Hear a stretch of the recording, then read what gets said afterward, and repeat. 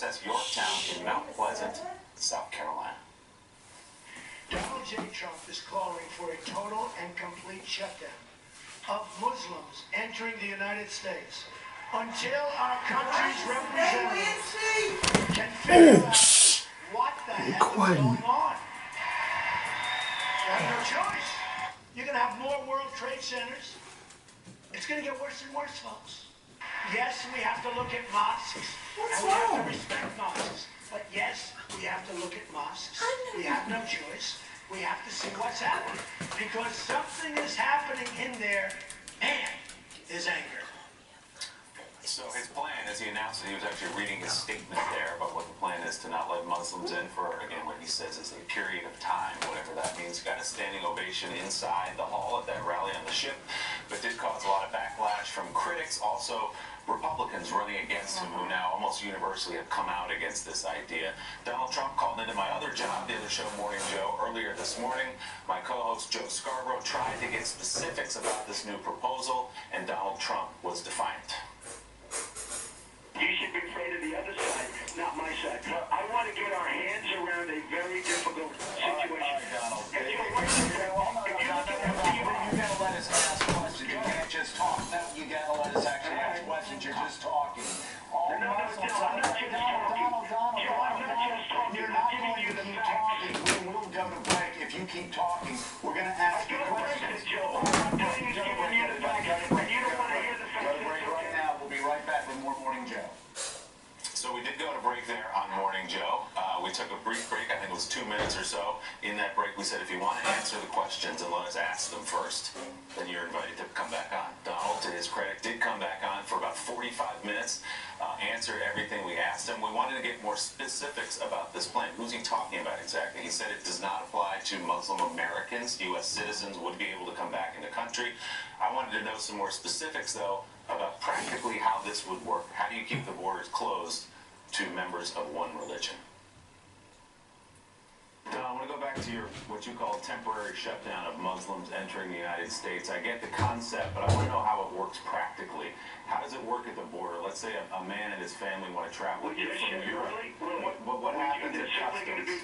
There's certainly going to be exceptions made, like, for instance, sporting events and other things. Hopefully this wouldn't take very long. But you know what? By doing this, what we really need help from are the Muslims that do know what's going on, the neighbors of people that are looking to do harm.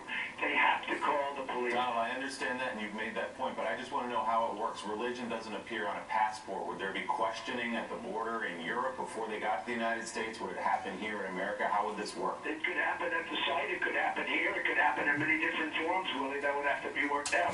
And I don't think it would be for an extended period of time. And a customs agent would ask the person his or her religion? Donald, a customs agent would then ask the person his or her religion? That would be probably, they would say, are you Muslim? And if they said yes, they would not be allowed in the country. That's correct. So that's how he says it would work. The other thing I wasn't quite clear on is how long this goes on. He says it's temporary until we figure out what's going on. I don't know what that means exactly, or how you would know when the coast is clear for Muslims to come into this country. I don't think he knows exactly what that means either, how long that period of time would be.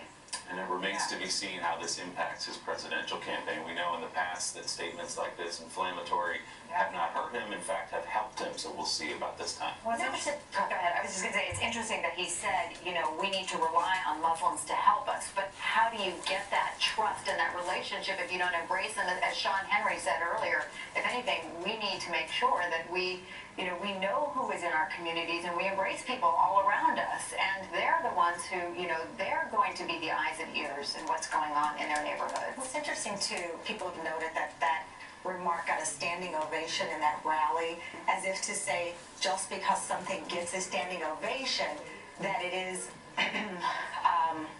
something that deserves this kind of attention. What I mean by that is there were segregationists. We know that in this country. There were people who didn't want women to vote. There are always going to be people who support not something that's just not popular, but Dick Cheney even said in this case, not American, not in line with our values. So just because you have some people at a rally who stand up and applaud it, Right. that does not mean that it's in line with the values of this country. I'm not saying The this, only but reason people I have been point noted. that out is to say, well, this is appalling, and who would ever support Yeah, this? yeah, Well, right. people who support Donald Trump, some of them do like what he's saying. No, I'm not saying speaking of you, I'm saying in general, that's part of the This is conversation. brash. This is Yeah. bold, and this is brash. I'm with you. I don't know how it works out. The last time we did anything like this is in World War II, and that was one of the more reprehensible acts by the United States of America. We are the melting pot, except for you. That does not go along with our DNA. Right. Trump is being Trump. There's no other way to say Yeah. it. And I Hate mentioned the begets Constitution. hate. Not to And- mention that. yeah. The Constitution and what that says, what that document,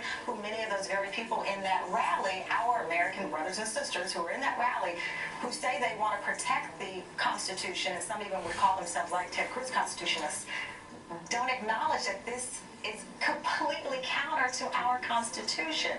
So, I mean, obviously this is a conversation that could go on and on and on, and it may play a part in Time Magazine's Person of the Year. Tomorrow on the Today Show, Time Magazine will announce that individual who, for better or worse, has really had a major impact on the year's news cycle. Again, for better or for worse.